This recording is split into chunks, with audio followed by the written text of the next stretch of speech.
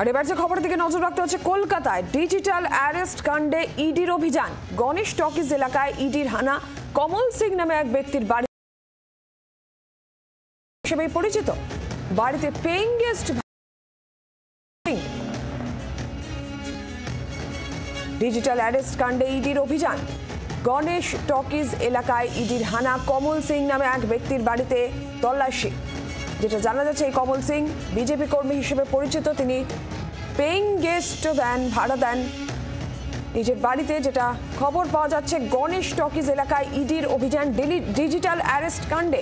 বিস্তারিত জানাবেন সৌমেন ভট্টাচার্য, রয়েছেন টেলিফোন লাইনের প্রতিনিধি। সৌমেন, ঠিক কি জানা যাচ্ছে এই যে ডিজিটাল অ্যারেস্ট নিয়ে এই কমল সিং এর কি যোগাযোগ? দেখো, পোস্তা থানার অন্তর্গত কালীকৃষ্ণ ঠাকুর স্ট্রিটের কমল সিং এর বাড়িতে, তার বাড়িতে বেশ কিছু পেন গেস্ট থাকে এবং সেখানেই আজ সকালবেলা যেমনটা ইডি আধিকারিক এবং সেন্ট্রাল ফোর্স নিয়ে তারা কিন্তু হানা দেয়। এবং ইতিমধ্যে যেমনটা ইডি সূত্রে জানা যাচ্ছে যে এই রাজ্যের একটি ডিজিটাল অ্যারেস্ট মামলায় তারা কিন্তু তদন্তে নেমে এই পেন গেস্টে থাকা 4 জন মহিলা, তাদের সন্ধানে কিন্তু এখানে হানা দেয় এবং ইতিমধ্যেই তাদের ঘরে কিন্তু তল্লাশি চালানো হচ্ছে এবং বেশ কিছু নথিও উদ্ধার হয়েছে বলে যেমনটা জানা যাচ্ছে। ধন্যবাদ সৌমেন। বাংলার আওয়াজ, বাঙালির আবেগ, জি 24 ঘন্টা।